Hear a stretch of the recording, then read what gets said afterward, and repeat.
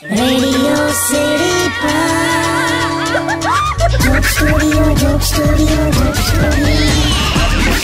એ બાપલિયા સાંઈરામના હસ્તારામ. જો તમને હસવામાં રસ ન હોય તો તમારે માણસ તરીકે રાજીનામું આપી દેવું જોઈએ. અને દોસ્તો, જો તમને હસવામાં જ રસ હોય તો દર શનિવારે રેડિયો સિટી જોક સ્ટુડિયો તમારે ટ્યુન કરી લેવો જોઈએ સાંઈરામની સાથે. અમારા ગોંડલમાં છે ને એક ચંદુ નામનો ગાંઠિયાવાળો, અને ચંદુ રાત્રે 10 વાગે આવે અને સવારે 5 વાગ્યા સુધી ગાંઠિયા વણે. અને રાત્રે અમારા જેવા ઘણા બધા નિશાચરો ત્યાં ગાંઠિયા ફાંકવા માટે આવે. હવે એક દિવસ રાત્રે 1:30 વાગે મેં ચંદુને કીધું કે ચંદુ 150 ગ્રામ ગાંઠિયા દેને યાર. તો ચંદુએ મને હળવેકથી પૂછ્યું કે સાહેબ અત્યારે તમને કોણે મોકલ્યા? હું ઢીલો પડી ગયો. મેં કીધું ચંદુ, મારી બા તો મને રાતે 10 વાગ્યા પછી ઘરની બહાર નીકળવાની ના પાડે. રાતે 1:30 વાગે ગાંઠિયા લેવા માટે મને કોણે કીધું હોય? આવો સવાલ પરણેલા પુરુષને પૂછાય. ઈ ભેગો તો ચંદુ ગાંઠિયાનો જારો મૂકીને બારો આવ્યો.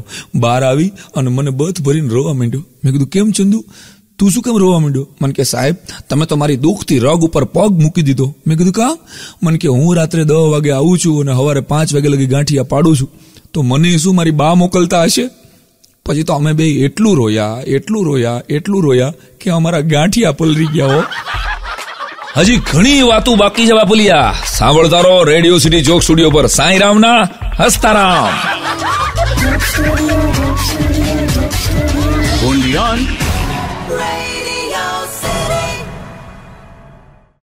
Radio City Joke Studio. એ બાપલિયા સાંઈરામના હસ્તારામ. ચાલો દોસ્તો, આજે હું તમને સરસ મજાની એક ગાંઠિયાની હઝલ સંભળાવું. હાસ્ય કવિતા, ચંદુનું પ્રશસ્તિ કાવ્ય છે. ચંદુ નામનો અમારો ગાંઠિયાવાળો, અને મેં એના ગાંઠિયા ખાઈ અને એને એક ગઝલ ગિફ્ટ કરી હતી, એક હઝલ ગિફ્ટ કરી હતી કે હું આપું ગામડા 2-4 દિલને મોજ આવે છે કે ચંદુ તું વણેલા ગાંઠિયા એવા બનાવે છે. હું આપું ગામડા 2-4 દિલને મોજ આવે છે કે ચંદુ તું વણેલા ગાંઠિયા એવા બનાવે છે. હું 5 સ્ટાર હોટલમાં જમું છું તે છતાં આજે એ ફાફડિયા સમીલ લિજ્જત મને ન ક્યાંય આવે છે.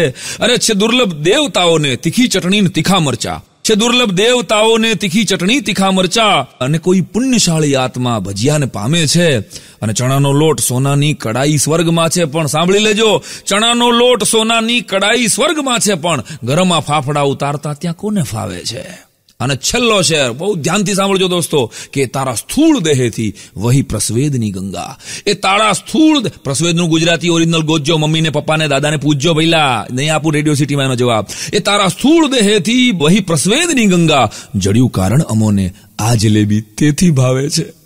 હું આપું ગામડા 2-4 દિલને મોજ આવે છે કે ચંદુ તું વણેલા ગાંઠિયા એવા બનાવે છે. તો ગાંઠિયા ખાતા રહેજો અને રેડિયો સિટી સાથે સાંઈરામની સાથે હસતા રહેજો. સાંઈરામના હસ્તારામ.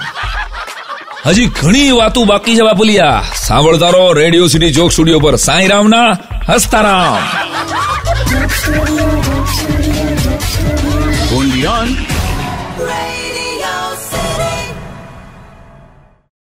Radio City Joke Studio. એ બાપલિયા સાંઈરામના હસ્તારામ. મોબાઈલે અટાણે એટલા ઉપાડા લીધા છે સાહેબ, લોકો મોબાઈલમાં વાતો કરીને ગાંડા થઈ જવાના છે. ટચ સ્ક્રીન આજે બધા પાસે છે, પણ દિલ ઉપર હાથ રાખીને કહેજો કે પરિવાર સાથેનો, સંબંધો સાથેનો અને સંસ્કૃતિ સાથેનો ટચ બધાનો ઓછો થતો જાય છે. એક જણો તો પોતાની પત્ની સાથે વાત કરતા ઊંચું જોઈને હેલો જતો હતો, હા ડાર્લિંગ બસ અડધી કલાકમાં પહોંચ્યો, ભાખરીને શાક તૈયાર રાખજે. હવે એવામાં કોર્પોરેશનનું ગટરનું ઢાંકણું ખુલ્લું હતું અને બ્રુક કરતો 10 ફૂટ અંડરગ્રાઉન્ડ ડ્રેનેજ સિસ્ટમમાં ઘૂસી ગયો. અને વાઈફે સામો ફોનમાં જવાબ આપ્યો કે તમારો અવાજ કેમ કટ થઈ ગયો? આ ભાઈ અંડરગ્રાઉન્ડ ગટરમાં પડ્યા કે કોણ જાણે તમે ક્યાં છો? પતિદેવ કે કોણ જાણે, ચારેય બાજુ અંધારું લાગે છે, કે આ અવાજ છે નો પાણીનો આવે છે, પગમાં પાણી લાગે છે. પત્ની સામેથી પૂછ્યું તો પતિદેવ તમે આવશો ક્યારે? પતિએ રોતા જવાબ આપ્યો કે સાંજે 4 વાગે. એ આજે જો નળનો વારો હશે તો તું નળની ચકલી ખુલી રાખજે, નહીતર ઠેઠ આવતા શુક્રવારે. હજી ઘણી વાતો બાકી છે બાપુલિયા. સાંભળતા રહો રેડિયો સિટી જોક સ્ટુડિયો પર સાંઈરામના હસ્તારામ. only on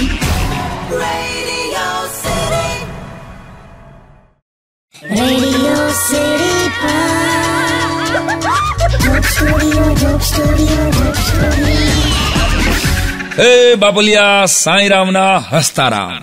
અમારે રાજકોટમાં એક વખત એક ચીનો આવ્યો. ચીનો એટલે આગળ ખાલી લૂ લગાડવાનું.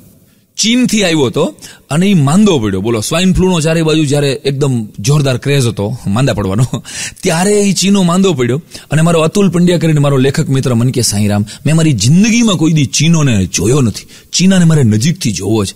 તો મેં અમારા ડોક્ટર મિત્રને વિનંતી કરી કે સાહેબ, તમારે આ ચીનો છે એ આઈસીયુમાં છે, પણ આ ભાઈને અમારા અતુલને છે ને ચીનાને ખાલી જોવાના કોડ છે, આના કોડ પૂરા કરો ને ઓલો મરશે એ પેલા આ મરી જશે. ડોક્ટર સાહેબે પરમિશન આપી અને અતુલ અમારો ભાઈબંધ એ ચીનાના આઈસીયુ વોર્ડ સુધી ગયો. આઈસીયુ વોર્ડ સુધી ગયો અને 5-7 મિનિટ ઉભો રહ્યો. હવે ઓલાને કઈ ગુજરાતી ન આવડે, ન અંગ્રેજી આવડે. ચીનાએ અતુલને જોઈને ખાલી આટલું જ કીધું, ચિંગ ચાંગ ચુંગ, ચિંગ ચાંગ ચુંગ, ચિંગ ચાંગ ચુંગ, આટલું બોલી અને ચીનો ગુજરી ગયો. ઓફ થઈ ગયો એટલે અતુલે બહાર નીકળીને કીધું મને કે સાંઈરામ, ઓલાએ તો છેલ્લા શ્વાસ લઈ લીધા છે, પણ મને એટલું કહેતો ગયો છે કે ચિંગ ચાંગ ચોંગ. હવે એનો શું અર્થ થતો હશે? મને એમ થયું કોઈક રહસ્યમય વાત આપણને મળશે. તે મેં મારા એક જીતુભાઈ જોશી નામના મિત્રને ચાઇના ફોન કર્યો. મેં કીધું, Jitubhai, what is the meaning of ching chang ચોંગ?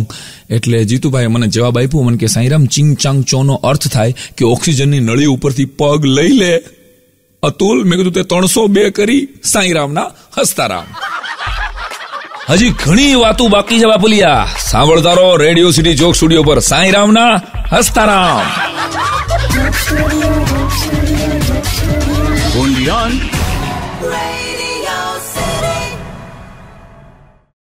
Radio City Joke Studio, Joke Studio, Joke Studio. એ બાપુલિયા, સાંઈરામના હસ્તારામ. રાજકોટમાં અમારી સોસાયટીનો ચોકીદાર, અમારે ત્યાં કવિઓ ને કલાકારો ને સંતો ને બધા પધારતા હોય. એક દી આવીને મને ચોકીદાર કે સાहब मेरे को भी कोई शायरी सिखाओ. મેં ભાઈ તારે શું કર્યું? મને કે સાहब मेरे को बहुत शौक है शायरी सीखने का. મેં કહ્યું સારું. મેં એક સરસ મજાનો હિન્દી શેર આપ્યો કે ન શિકવા કરેંગે ન શિકાયત કરેંગે, ન શિકવા કરેંગે ન શિકાયત કરેંગે, તુમ સલામત રહો હમ દુઆ કરેંગે. આ મેં કીધું 15 દિવસમાં પાકો કરીને પછી મારી પાસે આવજે. 15 દિવસ હું પ્રોગ્રામમાં બધે રખડું. 15 દિવસ પછી મારી પાસે આવ્યો. મને કહે સાहब मैंने वो शायरी પાકી કર લે. મેં કીધું અચ્છા બોલતો. અને કૂતરા જેમ ભાત વીખી નાખે ને એમ મારા ઓરિજિનલ શેરને અને વીખી નાખ્યો. ચોકીદારે મને જે શેર સંભળાયો તો રેડિયો સિટીના માધ્યમથી સાંભળતા બધા જ શ્રોતાઓ દિલથી સાંભળજો. ચોકીદારની જોરદાર શાયરી. ના શોકા કરેગા ના ગીલા કરેગા, ना शुका करेगा ना गीला करेगा, तुम सलामत रहो हम दोबारा करेगा. હજી ઘણી વાતો બાકી છે બાપુલિયા. સાંભળતા રહો રેડિયો સિટી જોક સ્ટુડિયો પર સાંઈરામના હસ્તારામ.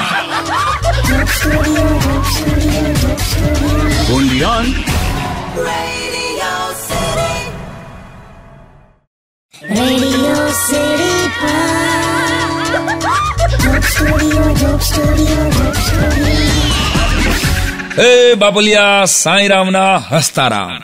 એક સરસ મજાની હિન્દી કવિતા યાદ આવે છે कि एक वो वक्त जवानी का बुरा होता है, एक वो वक्त जवानी का बुरा होता है, हुस्न जब अपने जमाने का खुदा होता है. एक वो वक्त जवानी का बुरा होता है, हुस्न जब अपने जमाने का खुदा होता है, और रिंदों की नजर में मैखाना काबे के बराबर होता है. रिंदों की नजर में मैखाना काबे के बराबर होता है, और माशूक की गली का हर फेरा एक हज के बराबर होता है. પ્રેમમાં પડવું ને એ જુવાનિયાઓનો અબાધિત અધિકાર છે. અમદાવાદના પરિમલ ગાર્ડનમાં 2 લવ બર્ડ્સ બેઠા છે. છોકરા છોકરી એકબીજાના પ્રેમમાં ઊંધે કાંધ પડ્યા છે અને સરસ મજાની વેફરો માથે વેફરો ખાતા જાય છે અને વાતો કરતા જાય. 20 મિનિટથી છોકરો વાત કરતો બંધ થઈ ગયો. એટલે છોકરીએ પૂછ્યું કે ગાંડા, તું કેમ મારી સાથે વાત નથી કરતો? કેમ મારી યારે કાંઈ ચર્ચા નથી કરતો? શું વિચારસ તું ક્યારેક મારી હામું ને હામું જોવસ? છોકરાએ એટલું જ કીધું કે હું અડધી કલાકથી એ જ વિચારું છું, તું મારા કરતા વેફર વધારે ખાસ. હજી ઘણી વાતો બાકી છે બાપુલિયા. સાંભળતા રહો રેડિયો સિટી જોક સ્ટુડિયો પર સાંઈરામના હસ્તારામ.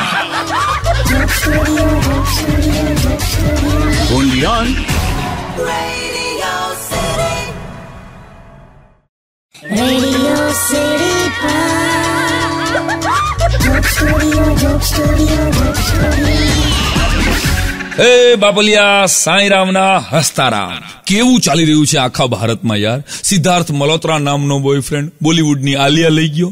જેટલા રૂપિયા વધારાના હતા એ બધો માલિયા લઈ ગયો, અને કપ પડ્યો તો એ આ કાળિયા લઈ ગયા. અમારે ગોંડલમાં તો હોસ્પિટલમાં એક છોકરું જન્મ્યું ને એ ભેગું એના મમ્મીએ ઉપાડીને એના પપ્પાને આપ્યું. પપ્પાએ તરત જ બાળકને એક ચૂમી ભરીને એના દાદાને આપ્યું. દાદાએ તરત જ એની દાદીને આપ્યું અને દાદીએ તરત જ મોટા ભાઈને આપ્યું. ને ત્યાં છોકરું બોલ્યો કે શું પણ એક જ મિનિટમાં હજી જન્મ્યું અને જરાક 2 મિનિટ મને શ્વાસ તો લેવા દો. તે મોટા ભાઈ હળવે એક દિન કીધું કે બેટા માર્કેટ में नया आया है इसलिए फॉरवर्ड कर रहे हैं. હજી ઘણી વાતો બાકી છે બાપુલિયા. સાંભળતા રહો રેડિયો સિટી જોક સ્ટુડિયો પર સાંઈરામના હસ્તારામ.